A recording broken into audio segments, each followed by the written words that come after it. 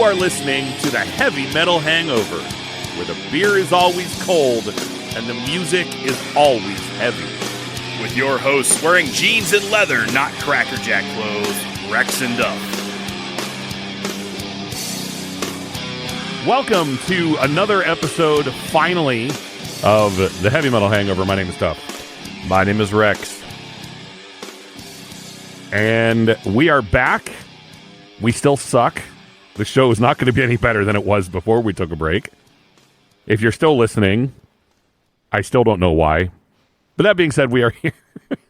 We're here, and it should be a fun time. Always is. I think. Always is. Always is. Always is. Yeah, well, usually. And if it isn't, it's because... Actually, there's no real reason why one episode's good. It's because of you. Pretty much my fault if it's bad. Yeah. If it sucks, it's my fault. Yeah, usually. That's the truth. But I mean, that's the world pretty much in general. So, we're going to ease back into things, and we've been away for a while. We've been away for, I don't know, 3-4 weeks? I don't remember. I think the last time we recorded was late June, so I think it's been 3 or 4 weeks. I've been doing YouTube in the meantime, so I don't know if you watched those, but if you judging by the number of views, you didn't. So it doesn't matter. We're back together though. We're back on the airwaves because we want the airwaves. That's right. We want the airwaves. Love that. You know, I've never claimed to be a big fan of the Ramones. I mean, I don't dislike the Ramones. I don't think anybody dislikes the Ramones. But I've loved the song "We Want the Airwaves" ever since I first heard it, which, you know, admittedly was because of Airheads. I wasn't someone who would have known that song otherwise, unfortunately, which maybe it's just because I'm not cool. It's probably because I'm not cool. But either way, no, you know what? It's good to be back. It is, it was a well needed break. Not for any real good reason, just the unfortunate. Sometimes things happen, and you gotta take a little break. But we are back anyway, and hopefully we'll have some fun tonight. I can't. So Duff had to step away and take a look-see at something. Yeah, well, sometimes you have to take a step back and take a look-see. Sometimes you just gotta take a step back and take a look-see. Taking a look-see, you know. Well, why? I just want to see what you got for me. Oh man, I wonder if Anvil knew when they wrote that song that there was someone out there who would basically develop an entire persona based around it. See, what's funny is I didn't develop my persona around it. I was gonna say you were born before that song was written. No, I was gonna say I more feel like they found out about me and that's why they wrote it. Yeah, when you were like oh, we hear this guy's name. We hear this 12-year-old kid just wants to see what you got for him. They're like, he's gonna grow up to be a perv. We know it. He's gonna love the boobs, or whatever. I mean, who knows? You know, there's just so many good ways to go about that. But admittedly, it was probably going to be a little bit longer until the show came back, and then as of recording it, it is July 23rd. July 22nd being the day that Ozzy passed away. And Rex and I, it kind of spawned an immediate conversation between the two of us where he said we were going to wait a little bit longer, but I don't feel that we can go without recording an episode about it.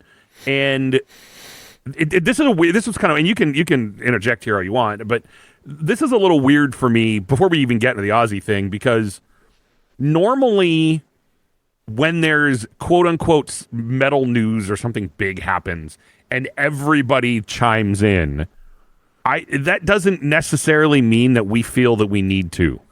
In fact, we've always kind of steered away from what's trending, which it's clearly indicated by how few listeners we have.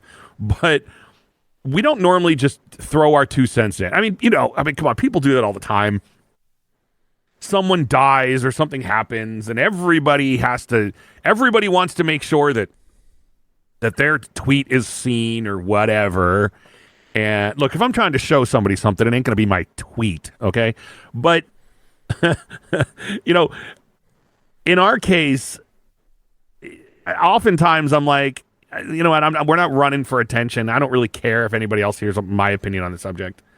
But on the other hand, there's a lot of people who are going to start talking about this that I don't really care to hear their opinion. But I think we have a lot. I don't think we have any statements to make. Like, we're not going to say anything about Ozzy that people don't know. But I don't know. I think we can share some. I don't know. We can go on down memory lane or something, and or I don't even know where we're going to go with this. Because we are going to talk about Ozzy today. Whether we just talk about his amazing performance in the Lita Ford video, or we talk about records. I don't know where this is going to go, but I know Rex and I often joke about this sort of thing, but in total honesty, I have not. Let me ask you this, Rex. Have you? One of the first things you said to me was, "I can't wait to see how many people that used to call us Satan worshipers for listening to Ozzy are going to post on Facebook how sad they are that he's gone." Yeah. I don't go on Facebook. Have you seen any of the douches from Catholic schools that used to, and by the way, let me throw this out. This is not the, boy, am I glad I apologize to that guy. This is not like we're grown men who are mad at people from high school. It's just because it's Ozzy. It's one of those things where like he was one of the reasons that. Well, but he was the reason. Like, they were like, "Oh, you listen to Ozzy, you're clearly worshiping Satan." I don't know why it was Ozzy. The Metallica shirt, the Iron Maiden shirt, the Pantera shirt didn't tell anybody anything. But Ozzy, we must have, worshipped the Satan. And so that is one of the few that it's like, I just wonder how many complete twats that we used to go to high school with are I've loved Ozzy since high school. It's like, go back to church and shut your mouth. I was just curious if you saw anything, or you didn't look. I don't know. I honestly haven't been paying attention, and the thing is that, yeah, I mean, everybody's out there posting something. I mean, like, it's kind of crazy, and like I even did part of what I was saying. I even did on Instagram. I was like, I can't react to everybody's posts, so just assume that I'm also sad. No, and I will say this, like, just assume I'm also sad. Like, the thing is, like, again, like, the thing that always annoys me with celebrity deaths, is it's not even like somebody said, it's hard to explain because look, I'm not opposed to people liking new things and starting to get into new things. I mean, there's a ton of bands in the last few years even that have been around forever, and I just got into them. But the thing that always, and I'm not even talking about metal. I mean other genres, like genres I didn't used to listen to. Like, I've gotten into a lot of hardcore music, like New York hardcore, like punk music. Gotten just a lot of goth music, like Susie and the Banshees and stuff like that. So, bands that I knew who they were, or maybe I heard a song or two, but I never did a deep dive. My whole point in saying this is, I don't want to, I'm not sitting here and saying, like, you're not allowed to like Ozzy because you didn't like him 10 years ago. Like, that's not what I'm saying. What annoys me is when people literally make fun of somebody or give somebody crap or say, oh, that's stupid, that's dumb, oh, that music's terrible. And then when it's trendy to like, when it's trendy to be like, oh, Ozzy was such an inspiration of blah, blah, blah, to then suddenly sit there and pretend like, oh, his music has always meant so much to me. It reminds me of the episode of The Simpsons where Homer is sitting in the bar and they're like, Homer, have you seen the baseball team on? And he goes, oh, they're terrible. And he goes, they just won the championship. And he runs into the bathroom and comes out covered in like the team's gear, and he goes up to the reporter and he's like, I just want to say we never gave up hope, and we always knew we'd get here someday. Like, that's what it reminds me of. Again, like, you can say, it's okay to say, hey, you know what, I was never a huge fan. It's sad that he's gone. I always like Crazy Train, but it always just annoys me when people whom, and again, I've always stood by this. I'm not gatekeeping anything. I've always said, if the only song I'm not either. If the only song you knew by Ozzy is Crazy Train or Mama I'm Coming Home or No More Tears or even just Iron Man with Black Sabbath, you're a fan. I don't care. Like, if you like any one of those songs, you're a fan. Like, I'm not sitting here saying, name 5 Black Sabbath songs featuring Ozzy and then name 5 solo, or you can't say anything about him. That's not what I'm saying. I'm saying, like, I always, but at the end of the day, I generally don't care. Like, I don't care. I'm just saying, I was kidding around when I said that. I was like, if I see one of these sons of bitches that used to tell us in high school that we worship the devil because we liked Ozzy Osbourne posting something about how much his music has meant to them their entire life, I'm going to lose my mind. Well, I was more doing the Little Nicky thing. Or not the Little Nicky thing, the Billy Madison thing. Like, I was more laughing about it than I was also... serious. That's why I said that. Boy, am I glad. I apologize to that guy. Yeah. No, I was more laughing about it than I was serious. No, I know you were. And I'm half joking as well. And I'm totally with you. We've always said, and I know some people don't get our sarcasm. We're not going back to that story. Or our about finally show my face online again. But so the thing with it is, I'm not gatekeeping. And dude, there is plenty of things that, I didn't like in high school that I like now. There's plenty. I mean, actually, most people, the problem isn't how many people and how much of their interests change over time. I actually think the problem is how little ours have, because it's kind of sad. Oh, no, but it's actually kind of pathetic. But I more mean, in the Ozzy case, and we say this a lot about metal, but I will go as far as to say the reason the Ozzy one kind of bothers me is not because they didn't like Ozzy or even knew who he was. It's we're talking about people that used, because you listen to Ozzy, therefore you are against people for a long time. It's like, just don't try to give me the you've always liked him crap. Just say whatever. Just be freaking honest about it. I'm not saying I like his music. I enjoyed his music, or he wrote good. Iron Man was a great track. Say it. Just say it. See, but I think it's a bandwagon thing where people I think it's a bandwagon thing where people, everybody else is like talking about, like, because it amazes me like how many people are posting about Ozzy, and I'm like, if I would have known you liked Ozzy that much, I would have had more more less than superficial conversations with you. So then I'm like, is it that you like Ozzy, or that you see everybody else posting about it and you don't want to be the person who doesn't know? You know what I mean? Like, you don't want to be the one who's like, oh, I never listened to him before. Is he good? I mean, like, actually though, it's the same thing as though if you are a not even remotely actually famous person, you also don't want to be the person who, because you know what they're going to do? Blabbermouth or one of those suck-ass metal sites is going to, if they haven't already, I don't know and I don't care, but you know what they're going to do? They're going to make the next article look at the outpouring of support of all of these other musicians who have tweeted about Ozzy, and you have to make sure you're one of those. Because if you don't, then clearly your pecker is small like Vinny's. Well, I mean, look, but the difference is Vinny's pecker is small. I mean, I'm using theirs as more of as an example. Ozzy's impact was well beyond, rock and metal. Like, he was bigger than the music he made in a lot of ways. And I don't even mean just because he was in movies and TV shows. And I mean, the guy, I forget who. I think Gene Simmons actually said it today, which shocked me because normally I was waiting for Gene Simmons to say a lot of people don't know this, but I actually invented Ozzy Osbourne. Dude, it's so funny because there were two things that I was going to post. That was one, and I'll talk about the other one later. But go ahead.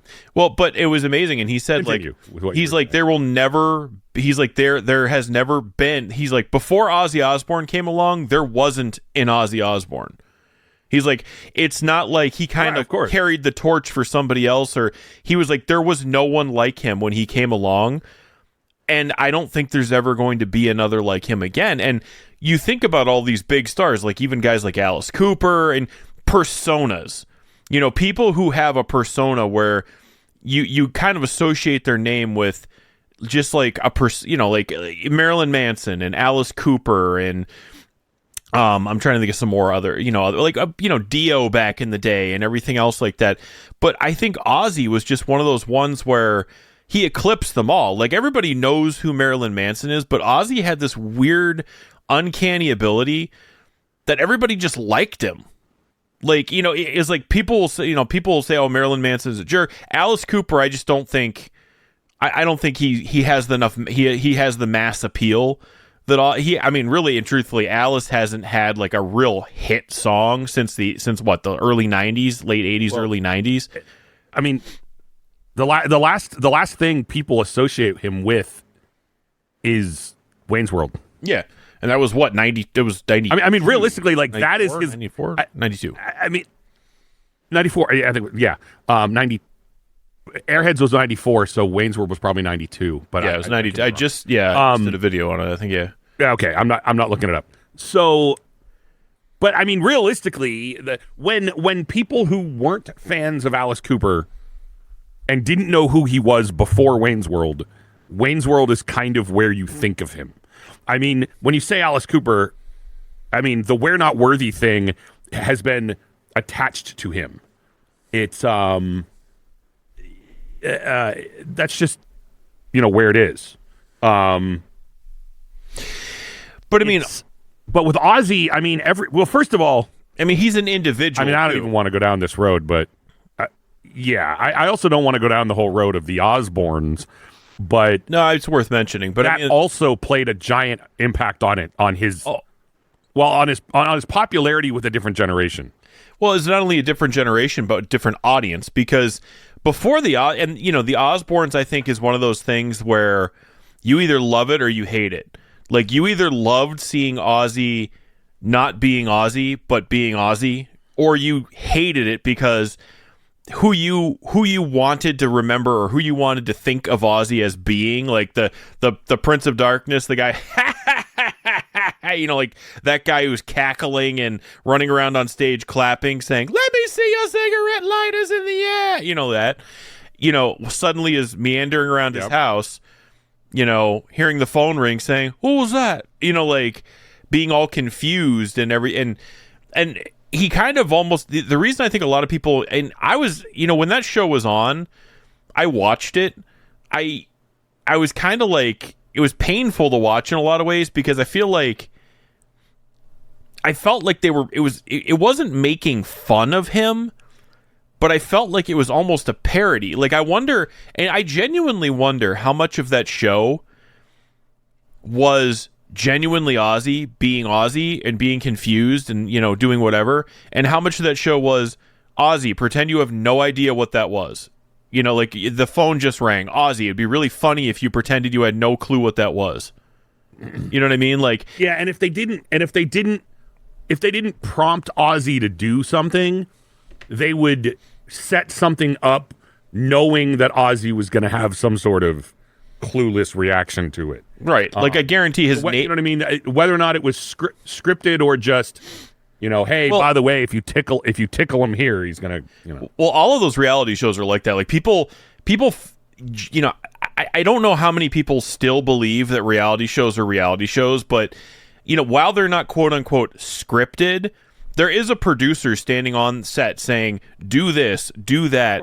Like even in like the wife swaps and things like that, like they really don't go in and say, I'm going to throw out all your, t-shirts. Like, no, they say, hey, throw out all of his T-shirts because it's going to be good TV, or like, oh, the super religious woman goes in and the son is like all into like Marilyn Manson and Slayer and everything else, and she goes and burns his T-shirts. Like the person really wouldn't do that, but the producer was like, it's going to make for great TV if you do that, and we really basically do it. I knew somebody who knew somebody. Well, actually, a friend of mine knew somebody who was on that show, and she was like a big metalhead and everything else, and she went into a super religious family, and they told her, throw the Bible in the fire. Like, take their Bible and throw it in the fire. They told her to do it. Like, it's not something... So, I fully well believe that the Osbournes... A lot of it was Sharon standing off to the side being like, wouldn't it be funny if he did this? Wouldn't it be funny if they... Because I think one or two of his kids refused to be involved in the show. Like, absolutely refused. It was... the one that's older than both of them.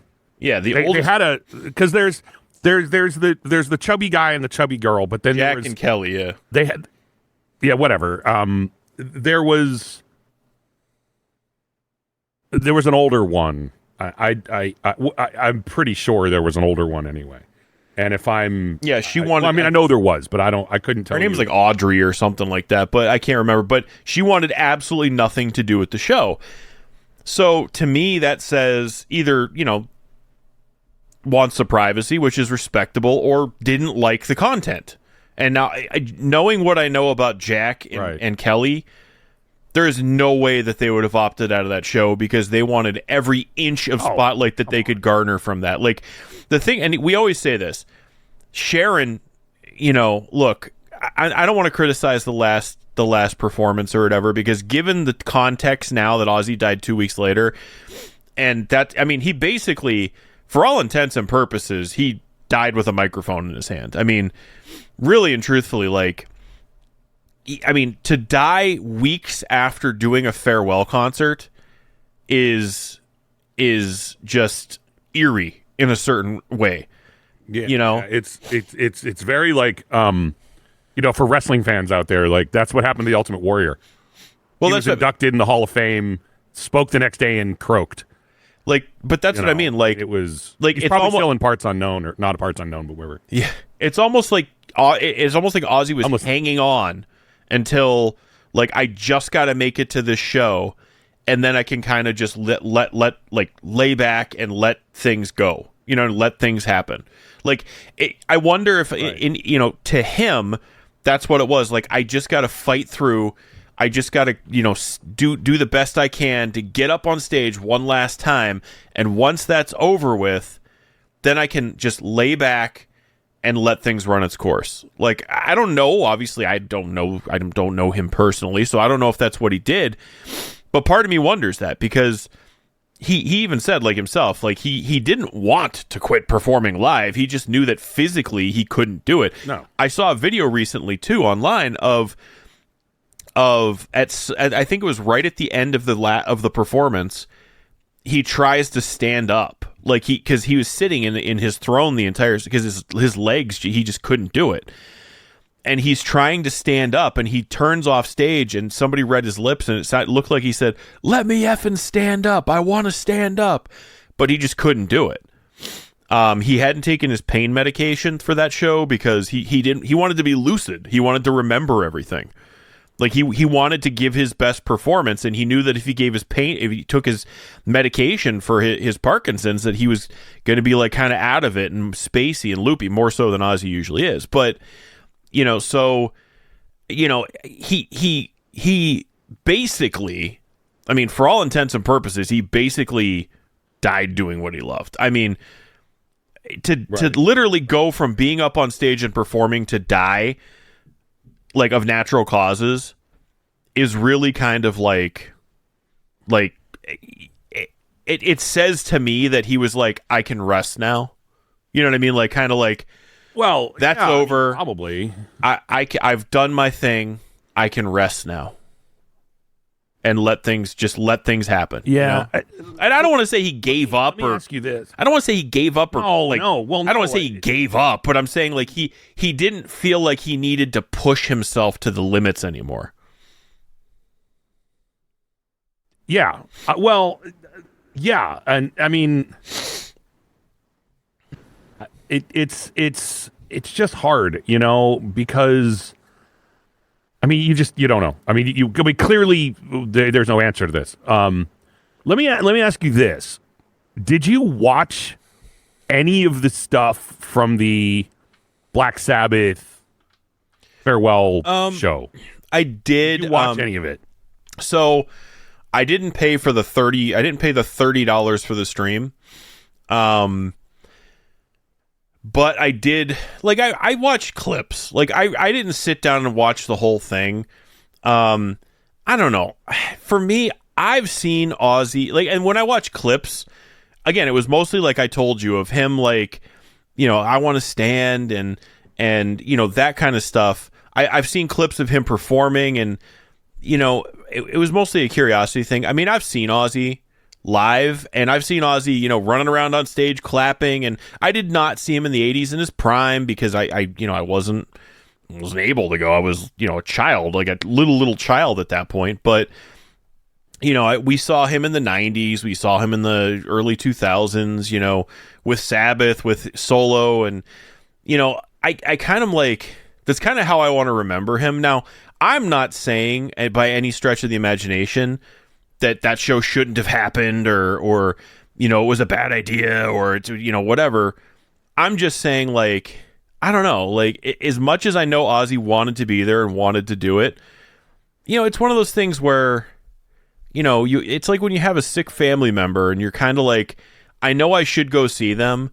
I know I should say my goodbyes, but part of me doesn't want my last memory of that person to be a shell of who I remember them being. You know what I mean?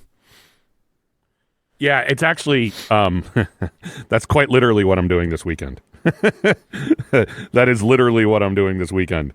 And why I'm actually going, I'm going back home for a few days this weekend. And that is the legitimate reason why I'm going. So I totally agree. And I can tell you, I didn't watch any of I didn't watch any of it at all. Because clearly you didn't know what state Ozzy was going to be in during it, other than you could probably pretty much figure it out what it was going to look like. I didn't want to see any of it. I didn't want to see other people. I didn't want to see it. I just didn't. I mean, I will say this. And not to mention, I was afraid Eddie Trunk would show up, and I was like, nope, I don't want to watch that. Him and Gene Simmons can argue over who invented Ozzy. No, but I mean, the thing is, though, like, the clips I did see were not what I thought they would be. I mean, literally, when this was announced and that, given Ozzy's condition, I was like, I was picturing in my mind, oh my God, they're going to literally wheel him out and stick him in front of a microphone, and he's just going to sit there and just try and sing. But that wasn't what happened. I mean, he genuinely gave as spirited of a performance as a 76-year-old man with Parkinson's could give. He went beyond what I would have expected him to be in those conditions. His heart was in it. Like, his heart was in it. And that's what I was most afraid of. I was most afraid of he was going to be going, has he lost his mind? Can he see, or is he blind? No, he was in it. When I didn't even want him to. I would have been happy if he didn't sing. All he had to do was say, "I can't effing hear you." That's all he had to do. Cigarette lighters in the air. Yeah, let me see your effing cigarette lighter. Oh my god. I'm creating images in one really ridiculous. Make sure you're looking at this. Created that one. Oh god. Oh, let's not have that one happen again. Okay. That's your Saturday outfit. Sorry. But I mean, oh man. Okay. But again, like, I really feel like, again, the clips I saw, like, I'm actually glad I was wrong. Obviously I'm glad I was wrong. I mean, who would want to see Ozzy, like, literally, like, hunched over just mumbling the lyrics to his songs? I would have felt if he was not as into it as he was, I would have felt like it was exploitive. I would have felt like they were exploiting him. Yeah. But I really genuinely, well, I would think got the feeling he wanted. They probably were, but I also think he wanted to do it. Well, I genuinely got the feeling he wanted to be there. It reminds me of Stan Lee. Maybe exploiting him wasn't the right word, but they were opportunistic about it. Let's just put it that way. It reminds me of Stan Lee. I can't blame them for it. It reminds me of Stan Lee. So Stan Lee, for those of you who don't read comic books, he invented the Marvel Universe. With other creators, yes. But genuinely, he was, for decades, the face of Marvel. And the reason I say this is because he was well into his 90s and still going to Comic-Cons and still signing stuff. And I went to one of his signings. It was a while before he died, but I went to one of his signings because I was like, I want to meet this guy that I've seen on television and who wrote so many of the books I've read, et cetera, et cetera. I want to meet him. I just want to shake his hand. So I bought this big robust package and everything else like that of you get guaranteed time to talk to Stan, and it's not just going to be an assembly line and everything else. Well, of course we show up and they're like, hey, yeah, all that stuff we promised you, it's not happening. So step up, get your stuff signed, maybe get a quick picture, and then get out. And if you don't like it, there's the door. And you kind of got the feeling that was, while Stan loved to meet his fans, while he absolutely loved to talk about the things he did, because that's who he was. He would love to tell, when I was, inventing Spider-Man, he loved telling those stories. He genuinely loved interacting with comic book fans. At the same time, the people around him were like, next. You know what I mean? Yeah. How many people can we get through this line at X number of dollars a pop? So, you kind of feel it's both.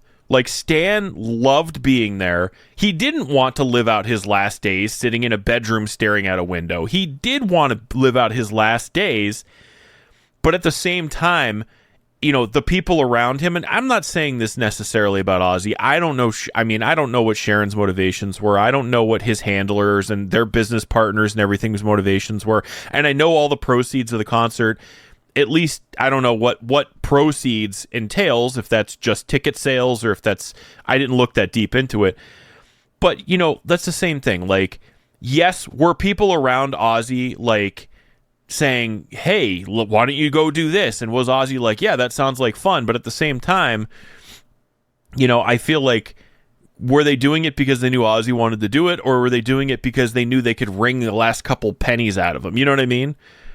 Stan Lee didn't want to sit in his bedroom looking out the window. He wanted to be out meeting comic book fans. But was everybody around him looking out for his best interests, or were they looking out for their best interest and using him to get to those? You know what I mean? I don't know. Yeah. And I'm not saying this last concert was that. Really... I am not saying this last concert was that. I am just saying it. When I see somebody in such bad shape, I'm genuinely hoping that everyone around him said, we're going to do this because you want to do it. We're going to give the money to a good cause. And we're not doing this because we're getting, because I was always curious. I'm like, they said they donated $190 million towards, I think, Parkinson's research and children's hospitals or something like that. Now, that $190 million, was that ticket sales? If that was ticket sales, where did the t-shirt sales go? How much, the venue profited a ton from merch. Did they get a piece of that? And who got that piece? Was all of that given to charity? Was some of it given to charity? And obviously I assume they covered costs. I'm not saying they should have run the show at a loss, but those are the kinds of things I was curious about. Again, I'm not criticizing it. I'm not saying, they shouldn't have that. No, I'm just saying I'm genuinely curious. It's always, what I always love? I always love when, anytime you hear a percentage of the proceeds, it's notice they didn't tell you what percentage. 1% is a percentage. If they toss the nickel in the cup, it's technically a percentage of it. Well, but I genuinely was curious. I was curious. Man. I don't know if they released it. And they're not required to release it. But I was genuinely curious. Is that $190 million? Was that merch? Again, covering costs. Was that merch? The net profit off of merch, off ticket sales, off of whatever. or because I remember that Sharon one band asked to get paid to play the show, and she berated them and went off on them. So again, my question was, did you have someone throw eggs at them on stage? I'm just curious. Yeah, like Iron Maiden. But if you're gonna do that to a band, sorry for the crackling. I'm opening a granola bar. But I'm asking, like, if you're gonna do that to a band, is that because you're not getting paid, or is that because you don't want them to take a cut of your pay? You know what I mean? So that's what I was curious about. And it could be. Look, Sharon loved Ozzy. I don't deny that. I don't think that Sharon was a terrible person who just exploited Ozzy at every opportunity. I do think she definitely, was very happy that Ozzy was who he was, and she was able to do some of the things she was able to do because of him. Trust me when I say I don't see Sharon Osbourne hosting The View unless if Ozzy Osbourne is not Ozzy Osbourne. You know what I mean? Yeah, I mean, clearly, but I don't know. I probably am sounding awful. It was a symbiotic relationship.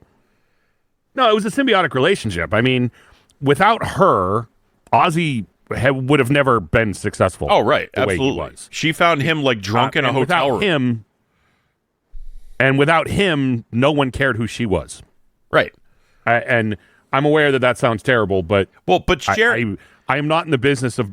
I'm not in the business of making sure what I say is something that Sharon Osbourne would like. Well, but Sharon had a reputation amongst other musicians of just being an awful person. Like, there were the people who kissed the ring. There were the people who, I can't say a bad thing about Sharon because if I do, my whole career is in the toilet.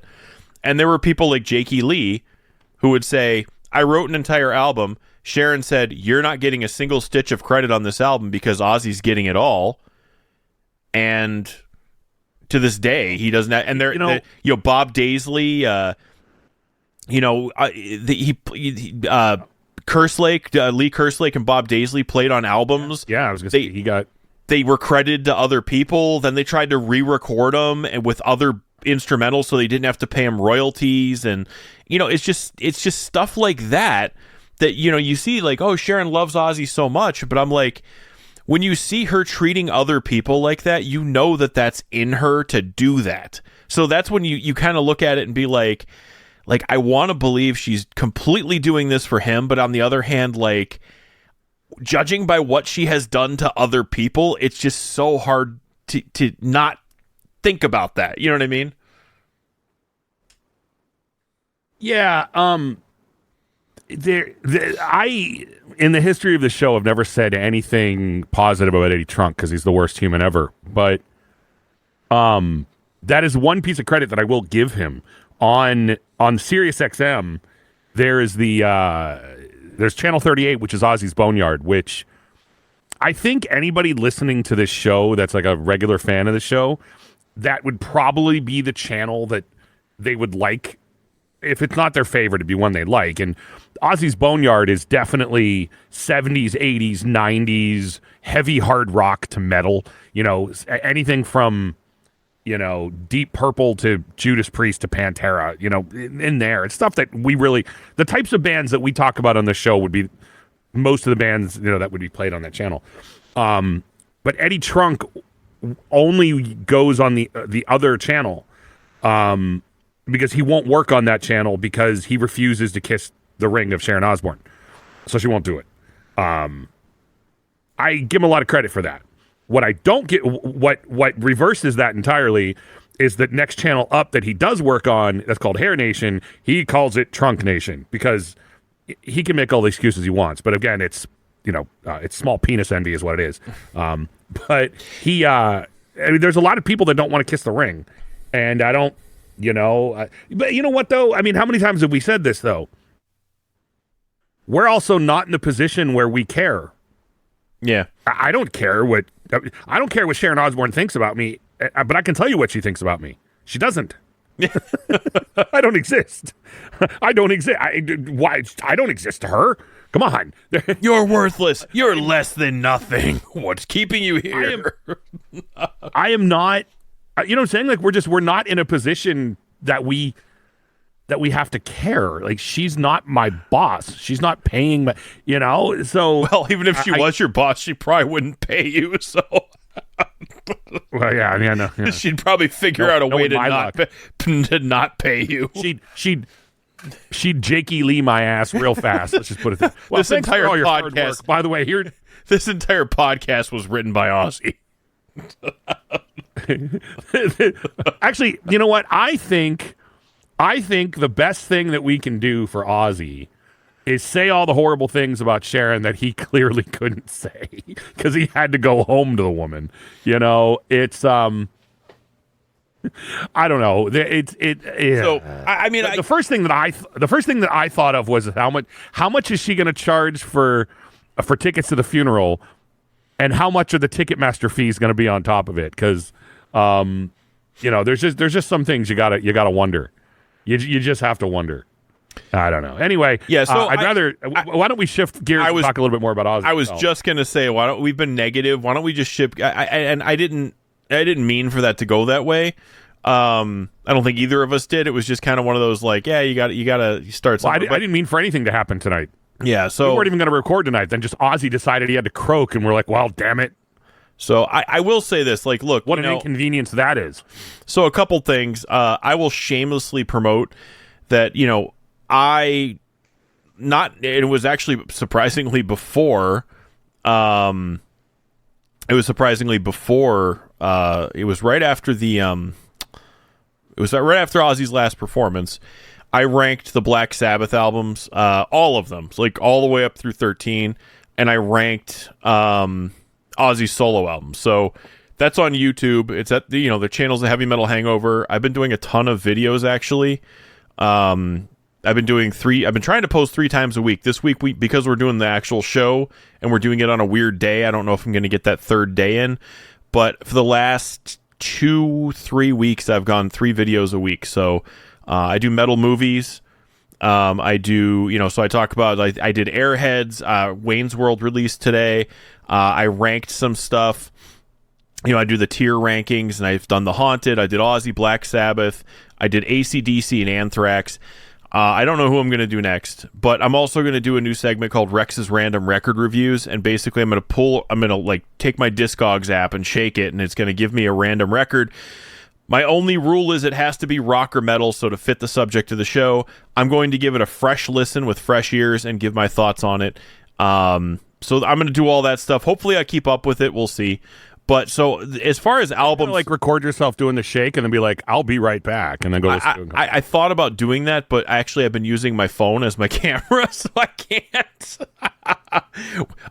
Wait, are you saying Are you saying that you want to see me on camera? Wait for the shake. I was going to say, wait for the shake. Wait for the shake. As long as you say wait for the shake, it's okay. No, I'm talking about the... as long as you say that, it's okay. Wait for the shake. The piss boy. Wait for the shake. You look like the piss boy. And you look like a bucket of crap. Anyway, so as far as Ozzy's albums go, look, I said my piece on the video if you want to know more in depth, but you and I have had no secret about... I think everything Ozzy did solo, with the exception of Bark at the Moon, was good. It was good. Like, there was some great in there. There was some truly great in there. Bark at the Moon, the title track, amazing. The rest of the album I could do without. I'm not going to go as far as to say it's bad. I'm saying it's not my thing. But, like, in his albums after Osmosis, Osmosis to me is, like... I don't want to say Osmosis to me is the last Ozzy album, but it's the last Ozzy album I can constantly go back to. His Ordinary Man, Patient 9, they were all right. Black Rain, it was okay. I'm trying to remember the one with Gets Me Through on it, and Dreamer. It has him on the cover, and it's got a blue, and he's like, his arms are out, I believe. What's the name of that album? I don't remember. And that's just because I don't remember. That's not for any good reason. I really just don't remember. Down to Earth. It was Down to Earth.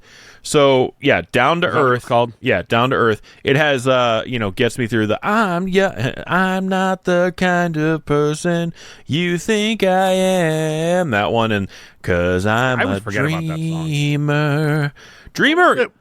Dreamer was actually a good song. It would have That's actually a good song. Yeah, it would have That's fit. a really good song, actually. So that's why I said that album, Down to Earth's okay. Black Rain's like nothing he released after Osmosis was bad. I just kind of, and honestly, when I was doing the ranking, I kind of actually forgot about Dreamer because it's not an album I ever go back to, and I always just categorize that in my it's all right pile. But you know what song I absolutely love that was in between that too? It was on the Ozman Cometh. I love the song Back on Earth because I think it was done during the Osmosis sessions. I love that song. I forgot about that song. The only reason I own the Ozman Cometh, because all the other tracks on the Ozman Cometh, I believe, are the re-recorded versions where they had Robert Trujillo overdub the bass and everything else like that. The only reason I own that CD is for Back on Earth. Because it's actually, I don't think it's on streaming, actually. What is odd for me is when I was trying to think of the last thing I remember Ozzy doing, and these are all ones that I thought about now that you've mentioned them. I was like, oh yeah, I like that song. I remember that one. I was thinking Stillborn, the BLS song. Yeah, that was Black Label Society. Right, but I mean, Ozzy did the, didn't he do like the backup vocal? Well, Zach tries to sound like Ozzy thought the song anyway. Zach Ozzy really did the. You're right. I thought, the first time I heard that song, I thought Ozzy was doing all the vocals because Zach was trying so hard to sound. Too. But actually, Ozzy's just comes in. Before that, once felt are now dead and gone. That was the one. That's when he comes in. It's a really catchy chorus. It's funny that Zach Wilde. I always thought of him sounding like an angry, drunken biker, and then from that song on, he's like tried to sound like Ozzy, and I'm like, yeah. Hey. Like Stronger Than Death. It's like, why are you like Stronger Than Death and Sonic Brew and like 1919 Eternal? Like, but then all this what album was that on? Was that on the Blessed Hell Ride? Yeah, it was on the Blessed Hell Ride. From that point on, you're right. He tried to sound more like Ozzy, at least in some songs. Right. No, but it's weird. But I mean, I've never been a BLS fan particularly. I mean, I like a few songs, But I mean, seriously, like, Diary of a Madman, Blizzard of Oz, just legendary albums. I mean, it's funny. The thing that has actually hit me the hardest this week, and, everybody's posting pictures of their favorite musicians that have passed away with Ozzy. The only thing I can think of is, look, if there is an afterlife and there are the souls of these passed away musicians or these dead musicians, for a fact... and I'm going to let my imagination run wild here for a minute and say, for a fact, the first person Ozzy's going to is Randy Rhoads. Like, I mean, genuinely, because Ozzy always, from what I've read in interviews, he always carried a lot of guilt because he told Randy Rhoads' mom when he left for tour, I will take care of him. And he never brought him home in a box. He never forgave. And I've always read an interview. Like, and again, I'm not saying this because Ozzy told me. Like, Ozzy pulled me aside one day and said, no. In interviews and stuff I've read, Ozzy's always said like he's never kind of forgiven himself for what happened to Randy. So look, I don't know if there's an afterlife or not. I don't know if we all have souls and we all meet up again, after we've left this plane. But I'd like, part of me. The images that have hit me the hardest are when people have posted pictures of Ozzy and Randy together, whether they're pictures from like the tribute era. Well, you know what I mean by the tribute era, the pictures that would have been in the album tribute, but it's obviously the Diary of a Madman, Blizzard of Oz era, or AI generated pictures of just like Ozzy and Randy just like hugging each other like in the afterlife or whatever. Like, I mean, if you want to say, like, everybody, Dimebag's with them, Lemmy's with them, Peter Steele's with it. Yeah. No. Randy. Like, he the first thing he's doing is walking up to Randy and saying, I'm sorry. And I'm not blaming Ozzy for what happened to Randy, not at all. But I know, just again, because... you can't really blame anybody but the pilot. Well, that's what I mean. But, like, I know for a fact that Ozzy carried a lot of guilt, and... again, if there's an afterlife, if there's, whatever, I know the first thing Ozzy wants to do is just walk up to Randy and say, "I am so sorry." But anyways, I don't know if that's, I'm too small of a being to know anything about that. So, but I've seen a lot of images, and that's what kind of hits me the hardest. You know what I mean? Like, if you allow yourself to believe that, you kind of like, oh man, that's awesome. You know what I mean? Yeah, no, for sure.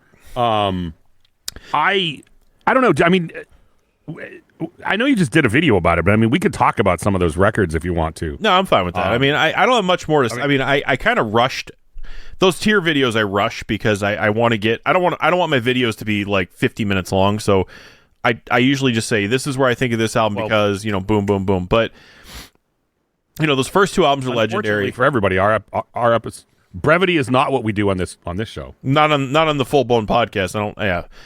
No, not on the podcast. But that's for sure. Ultimate Sin, great album. I've actually, again, I've seen a lot of people posting about Ozzy's albums, and I have actually been legitimately surprised how many people say the Ultimate Sin is their favorite Ozzy album. I would, while it is a good album, I'm surprised.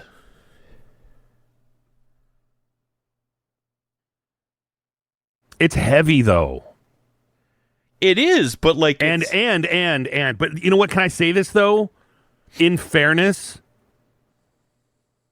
I think that happened later. It's one of those things where Jakey Lee's popularity surfaced just way too late. I don't know. I mean, I don't know how popular I don't know how popular it was. I'm not saying he wasn't. I just mean it seems like it's cool now to like Jakey Lee as well. I mean, but it's the heaviest album. It really is. I mean, it on the surface it sounds a little more glammy, and No More Tears is heavy, production wise, but The Ultimate Sin is a freaking ballsy record. Plus, it's got a shot in the dark. Plus, can we also say this? And dude, we all know what these terms mean. We all know that this is a BS statement. If we want to play with the words here, this is a BS statement. But it was also, that's the album where Ozzy became, I don't want to say that was the first like metal Ozzy solo album, but the albums before that were, when you put the records side by side, there is a change in where it was like heavy hard rock to more metal. And guys, I know that these terms are meaningless because it all just, yes, the Ozzy was metal before and after, but I mean, there is definitely a drastic difference in quote unquote like heaviness, or the approach to songwriting was less guys who used to play in Rainbow and metal. But I think that was a sign of the times. More in a so weird way, I don't know if I'm even making sense by no. What's that? I get that, and I think you're right. But I think at the same time, there was also a sign of the times. You have to remember when Blizzard of Oz. It was a sign of the times. When Blizzard of Oz and Diary of the Madman hit, it's absolutely a sign of the times. There was no Metallica. Iron Maiden was still in its infancy. Of course. You get to 86. I'm Master of Puppets is coming out. You know what I mean? Like the music scene had changed. Overnight. When a modern person listens to that, no, I get it. I can see why they would flock to something like that, because it just, like I said, it's let me ask you this though. Heavier. Let me ask you this though. Don't you think? Yeah. If that was truly the case, like, it's a heavier album, don't you think there'd be more recognition for No Rest for the Wicked? Because Zach truly wrote heavier riffs than Jakey Lee.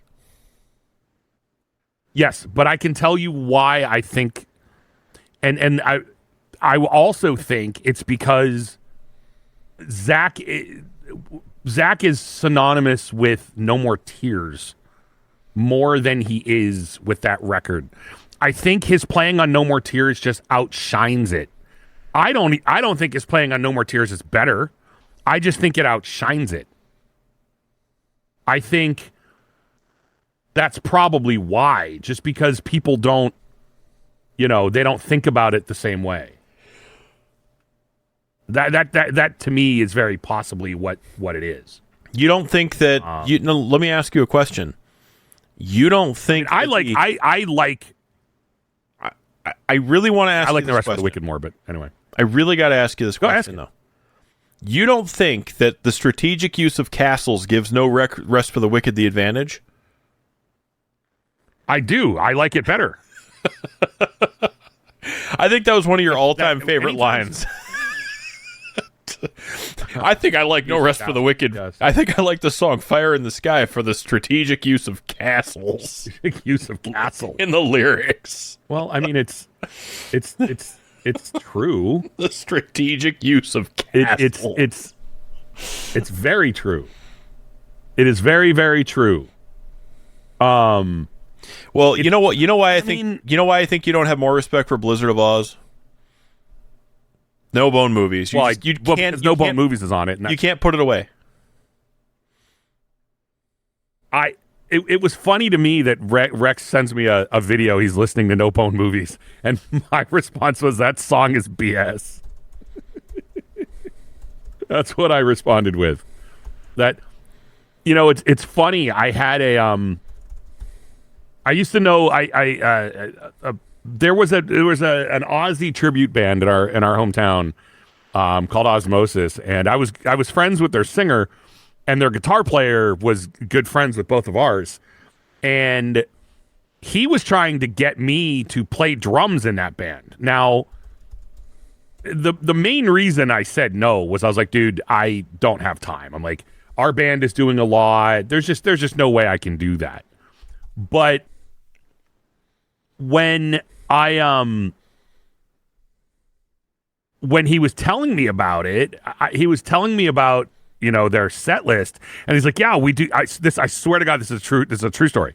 He's like, yeah, dude. He's like, sometimes like when we have to play, like, because when you're a tribute band, oftentimes you play like 2 sets in a night. He's like, sometimes we'll do like one of the sets, we play the entire Blizzard of Oz album. And I went, do you play No Bone Movies? He's like, yeah. And I'm like, then I would never play in your band. I flat out said, you could never convince me to play in a band that covers No Bone Movies. He's like, well, we have to because we do the whole record. I'm like, there's just no excuse. There's just no excuse. It's a crappy song anyway. I'm not just offended by the statement the song makes. I just hate the song anyway. It just happens to also trample over everything I believe in. I mean, there's not much in the world I'd like other than Bone Movies. It's actually one of the first things I ever said on this show early on was, I'll just say yes to Bone Movies. And that just became my little tagline. All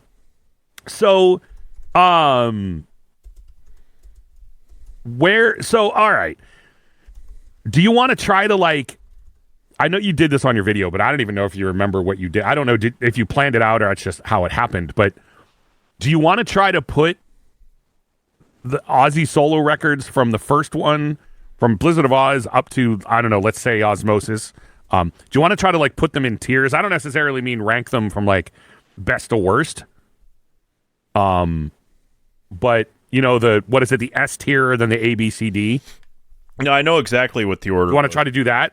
No, I know exactly. Well, I'm not saying to rank them. I mean, like you could have, like, more than one album can be S or A tier. I'm just curious. Now, the only thing I would say is we do have to keep in mind that we're a fan, with the one exception, we're a fan of all of these records, so we can't just say they're all, I would say we can't say they're all the best one. They're all an S. I would say only using his albums as a basis or whatever. Who cares? Why we don't need rules about this, but anyway, so Blizzard of Oz, I mean, is there any debate that it's I mean, does anybody say that's not an amazing record? Have you ever read or heard anything that put the first one, Blizzard? I'm starting from the beginning. So, Blizzard of Oz, the first Ozzy record. Oh, has there ever been like a shift in appreciation for that record? I don't think it's Ozzy's best album, but I think that is solely because it was a newly put together band that, you know, it's an amazing record. I don't think it's his best work. Only because I think he's able to outshine it. But so, I don't know. But is there anybody that's like, oh, that? Well, I'm not talking to people that are just like, oh, Ozzy sucks. I can't imagine anybody ranking that one pretty low. Could you? I mean, you read a lot more of this sort of stuff than I do, but I don't know. You tell me. It's the thing about Blizzard of Oz is it has Crazy Train on it, which is arguably vintage Ozzy. It's arguably his most famous song. Now, yes, I would say it's of his solo career. It's this probably top. It's one. If it's number one and number two is there is a distant number two and then everything else. I don't know. So the reason I say that is because "Mama, I'm Coming Home" was a huge song. That's what I'm saying. Is it's a a distant ballad. number two. See, I don't know. I don't know which I'm saying one would be a bigger the number song. two. But that's the thing. I don't know if "Mama, I'm Coming Home" would Crazy actually. Wait, you're saying "Crazy Train's" number two? No, I'm saying "Crazy Train's" the bigger of the two songs. See, I don't know, and I'm genuinely saying I don't know. The only song that Ozzy has, I'm saying the only song. And look, dude, I'm not talking. We could look this up with record sales. That's not what I'm talking about.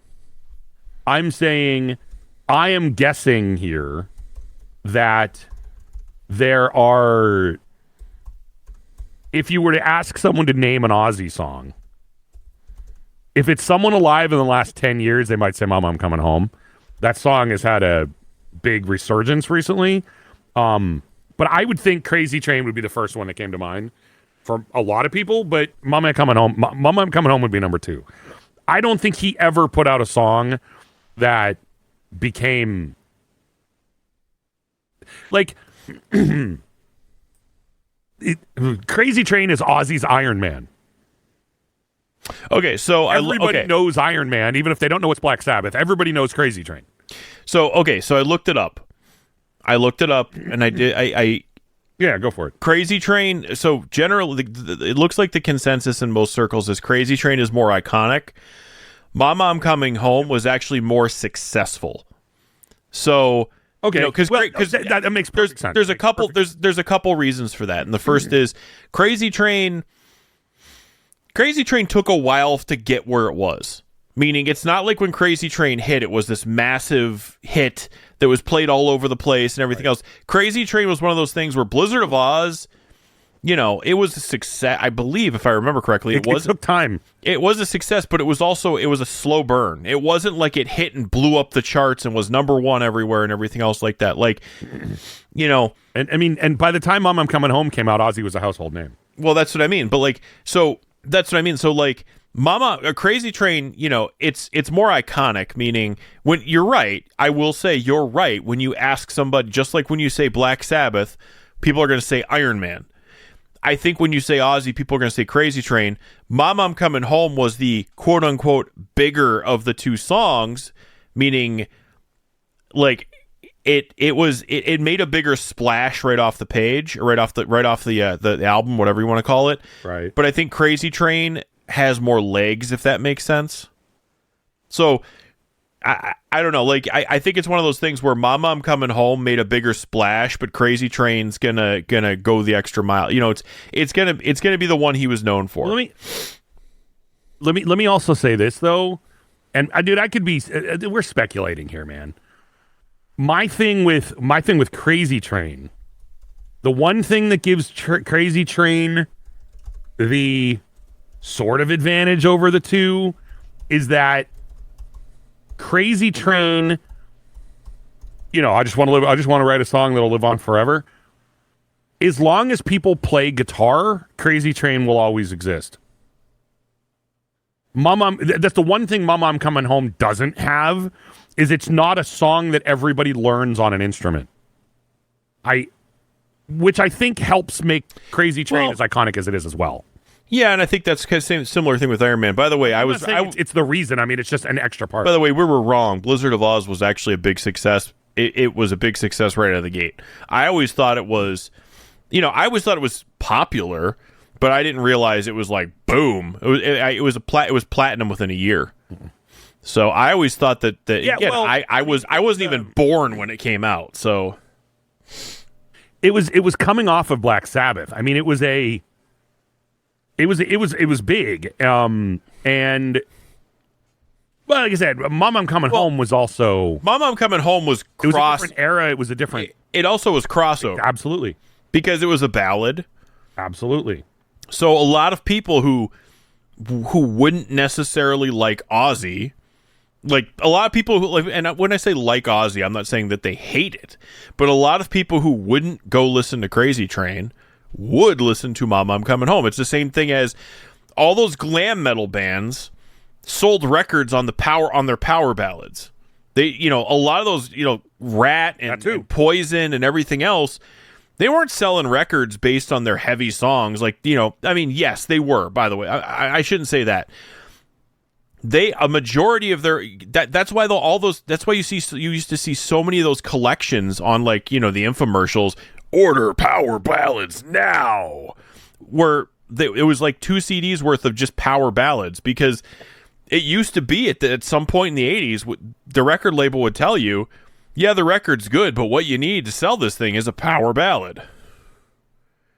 And, so that's the thing. The power ballad was the second single. Well, that's the thing. Like, that's how it worked, right? You put out the heavy song, then you put out the second single. Right. And not always what happened, but I mean, that was the record label formula. But like, you didn't, Crazy Train was a rock song. It was a straightforward rock song. Mama I'm Coming Home was for a power ballad. It had more appeal. Like, again, people who wouldn't listen to Crazy Train would listen to Mama I'm Coming Home, and that's why it's quote unquote the bigger cross appeal song, even though Crazy Train is probably the more iconic of the two. You're right. So I think you're right. Yeah, I mean it's I mean, it's just hard to say. But, I mean, to rank the record, right? Okay, so you've got your S, your A, B, C, and D, right? Where do you put the first record? Oh, S tier. So I'm asking you, where do you put the first? S tier. What's that? S tier. I already did this. S tier. Okay. No, I'm asking. I didn't watch your video because you don't watch crappy videos. No, I didn't watch your video only because I just didn't watch your video. It's not for any reason. Crappy. You don't watch my crappy videos. S tier. I mean, now let me ask you this. Let me ask you this. What are your is it being the first one why it's S tier, or do you think it's because it actually holds that ranking up when you listen to the rest of the records? So when I rank records, I realize it's just opinion. We're just talking about what we like, but well, yeah, and that's the first thing I say about all the tier things I do and all the ranking things I do. This is strictly my opinion. If I say Blizzard of Oz is the worst thing Ozzy ever released, I am not saying it's a bad album. I'm saying it's not one that I like. That's what I did with The Haunted, because I probably pissed some people off with The Haunted ranking because I probably dropped their favorite album all the way at the bottom and said I didn't like it. That doesn't make it a bad album. It may be the best album in your world, and that's fine. So as far as Blizzard of Oz is concerned, when I rank these albums, I rank them against one another. So I'm not saying that Blizzard of Oz is one of the best albums ever made. I'm saying that if you look at all of Ozzy's solo albums, Blizzard of Oz, the cream always rises. Super duper. Blizzard of Oz floats to the top to me, and I think it's got such iconic songs. And again, I'm not talking about mass appeal. I'm talking about if you were a metalhead and you like Ozzy, it's got, I don't know, it's got Crazy Train, Goodbye to Romance, Mr. Crowley, Revelation Mother Earth. Like, it's just, in my opinion, like, Revelation Mother Earth is probably my second favorite solo Randy Rhoads ever did. And it's just packed. Like, you're right. And by the way, this is another, I did listen to this album today, and it's another one of those albums that I never listened to because it's not that I don't like the album. It's because I can look at the cover and hear every single note of every single song in my head immediately. I don't need to put the album on to listen to it. I can play it back in my head. Oz, right? Yeah. You were still talking Blizzard of Oz, right? Yeah. It's... I also run into the problem where when I don't listen to the record enough, it is because of how quick I am to listen to the tribute to Randy Rhoads. No, that does not impact my ranking. That's just why I don't listen to it as much. Because when I'm in the mood for those songs, I throw on tribute to Randy Rhoads. And it's solely because I really like the way Tommy Aldridge plays some of those songs. I mean, it's a stupid reason. And I like all of Ozzy's stuff that he says. You know what I mean? I don't know how to say it. I'm not sure. Other than, I mean, I would put it S tier. I don't think it's his best album. I really don't think it's his best album. But it's a record that I like so much and is so... with the exception of the song I really hate.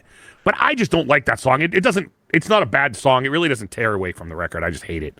And even half of that is jokingly. But, I mean, I'm going S tier, but it's because I agree with you that as an album, it has absolutely stood the test of time. I think you could play almost any song on that record and it would still hold up. I think. Mm-hmm. I think. And let me also throw this back too. When we were saying before that The Ultimate Sin was a sign of the times, clearly every Ozzy record is a sign of the times. Similar to Alice Cooper. One of those albums that their longevity was because they changed with the times. I do, however, think that Crazy Train, or not Crazy Train, I don't think Blizzard of Oz, maybe other than the recording quality of the record, I don't think it's as dated of a record. Like, if you hear The Ultimate Sin, you're going, well, dude, that's like mid-'80s. Like, you know it's mid-'80s. The Blizzard of Oz is such just a classic hard rock album that it could have come out in 1975, could have come out in 1985. I mean, realistically, you know, it kind of, and it just works. Yeah. And I mean, every guitar player on the planet, they didn't even have to like rock. They didn't have to be a metal guitar, or they didn't have to be a rock guitar player. You know, the first Van Halen record came out in 1978. Every guitar player on the planet went, what the hell is this? Well, they did the same thing with Randy Rhoads. No, Randy Rhoads and Eddie Van Halen used to be in friendly... some people will say friendly competition. Some people will not say friendly competition with one another in the LA scene. I mean, that's just how it happens. I mean, with every generation, there's those handful of guitar players that everybody that plays the instrument notices, you know, hey, every guitar player knew who Al Di Meola was, and he certainly wasn't metal. You know what I mean? Well, like, the thing about Randy... Metal guys liked stuff that was... And so, yeah. The thing about Randy is, in the United States, we only got 2 albums. Like... Randy made the impact that he made off of 2 albums, because the first 2 Quiet Riot albums that he was also on were not at the time released in the United States. As far as this is what I've read, they were only available in Japan. They were huge in Japan. So a lot of people base their love of Randy Rhoads off of 2 albums, Diary of a Madman and Blizzard of Oz. And the fact that someone could make, because you can say Eddie Van Halen, and a lot, you can say, well, the first Van Halen album defined a generation, which it did, but he also had countless other albums after that. And yes, I'm aware that once Sammy Hagar joined, he toned down the guitar virtuoso aspect, and they wrote more straightforward rock songs, et cetera, et cetera. But,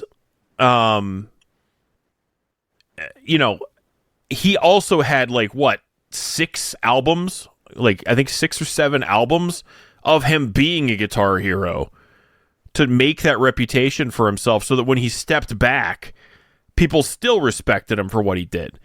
Randy had 2 albums that weren't even real. And Eddie Van Halen, by the way, that was also his band. He could do whatever he wanted. Randy was working for us. Very true.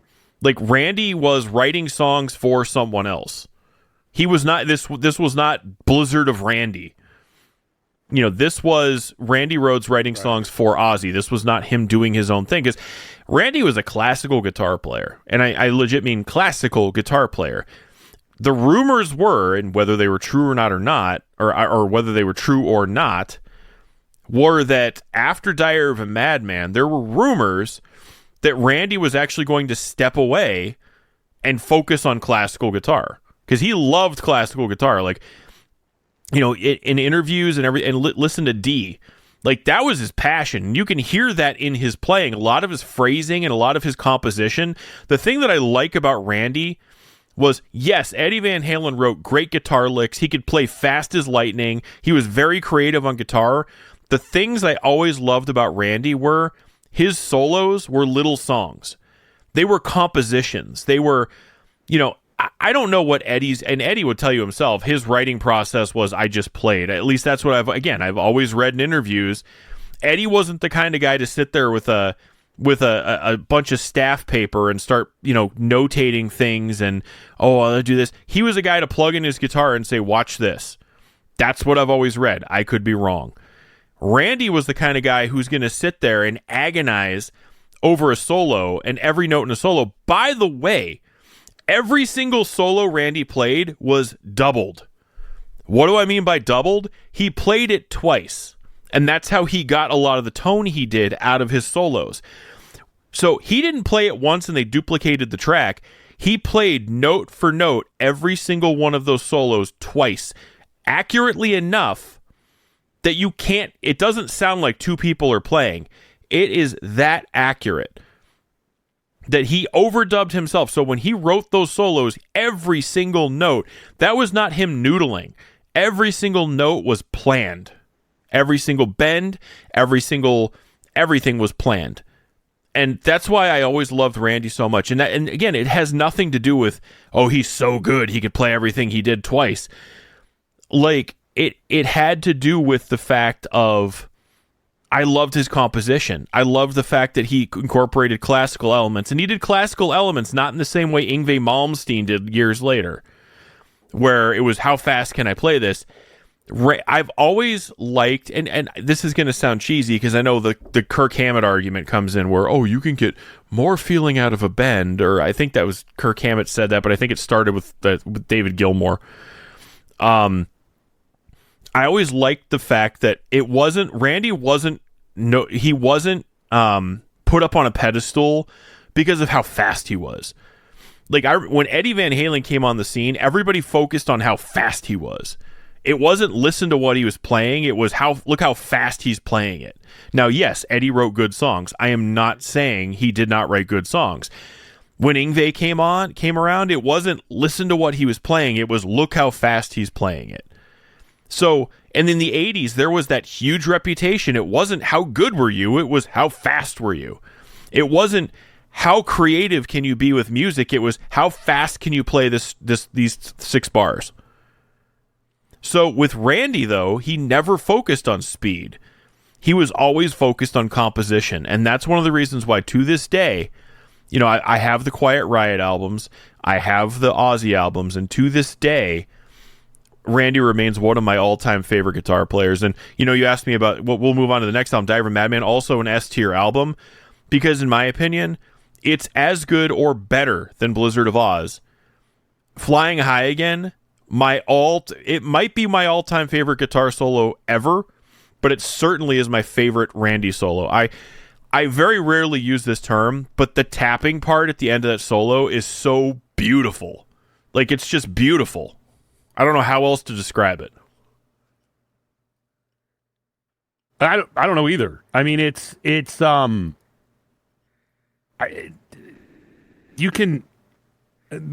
not a lot of guitar players we would say that's about, certainly not in metal, that you can hum or whistle their solo in your head. Like it, but he wrote compositions. His solos are compositions. I mean, think of how many guitar solos you can hum in your head. You're a guitar player.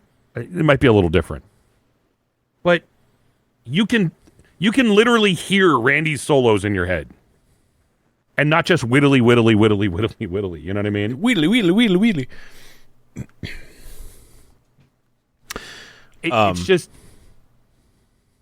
It's crazy. I don't know. It's weird. My issue is sometimes I like Diary of a Madman better. I do too. And sometimes Blizzard of Oz. Not necessarily always, but the only reason I was considering not giving Blizzard of Oz S tier. Actually, let me give Blizzard of Oz an A tier, only because I think side by side, I really do like Diary of a Madman a lot better. But I like it a lot better. But here's my defense for it. Blizzard of Oz feels like a record 4 guys put out, and Diary of a Madman feels like a band. It feels like, I don't want to say it's a more mature record, albeit it is. I don't want to say it's a more complete album. It sounds like a band that, it's the progression from the first album. Like, it picks up where the first album let off. It's like the first album was a collection of songs they recorded. Diary of a Madman is this thing that they did that's just killer. I think. Anyway. So, but I mean, again, it's hard to. It's really hard to just, to randomly just say that. But I guess I would say, I guess I'd put Blizzard of Oz as an A, and Diary as an S, just so I don't give every record an S. Well, no, I only 3 records got S's from me. Okay. So next is going to be Bark. Yeah, go ahead. Next is going to be Bark at the Moon, D. Go for it. D. It's whatever the lowest ranking you can give the record. So, do I think it's the worst album ever created? No, because at least the title track is great. So when I made this, but the record sucks. When I made this, it went when S, A, B, C, D, F. I didn't give it an F because of the title track. So normally I stop at D. So D is normally the lowest. I remember during my ranking, I said I would give this album an F if it wasn't for the title track, because the title track is just so damn good that it doesn't make up for the rest of the album and how much I don't like it, but it also stops it from being completely worthless. So I gave it a D. The title track is a regular. The title track I listen to regularly. I can't listen to the whole album. As a matter of fact, I'm going through and listening to all the Ozzy albums I own, which is all the Sabbath, all of his solo stuff, up until like the later reunion Black Sabbath type stuff, and that's. But I mean, up through like the like late '90s or early '90s, I have everything. And there's 2 albums I have trouble with: Technical Ecstasy and Bark at the Moon, because I feel like it's a chore to listen to both of those albums.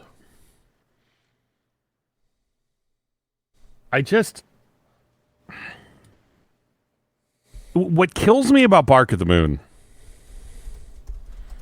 actually, the album being bad would be understandable. You know what I'm saying? It's understandable that record isn't good. Think about what was going on with the record. You know, what was going on in the band. They just dealt with major tragedy. Like, that sort of thing happens. But the title track is so good, it makes it hard to figure out why it's not. The title track's iconic. The title track is iconic. It's also just that freaking good. I mean, I don't know, man. You're no different. It's so Forever. Now you see it. Now you don't. Spiders in the night. Like, I can't. I can't. And by the way, I just found this out. I guess it has. I guess it has a no different to me. Yeah. Now you see it. Now you don't. I guess I've been That's doing the song I always point as the worst one, but I did some research, and I guess there's different track listings. I wish I could walk over and get my vinyl to see what I have on the vinyl versus what I have on the CD copy to see if they're different. But I don't have those handy. So yeah, D tier for me. The title track saves it from being completely worthless, in my opinion. But I can't. The rest of the album is just completely disposable to me. And I know that somebody's listening right now and being like, come on! How do you not like You're No Different? How do you not like Waiting for Darkness? I don't. Sorry. Like, I remember buying it in high school. I remember buying the album in high school and putting it on. And after I was done listening, I had to try to like it. I made an effort to like the album. And I just couldn't. I couldn't. Sorry. But yeah, E tier. I don't. It's so bad and it shouldn't have been.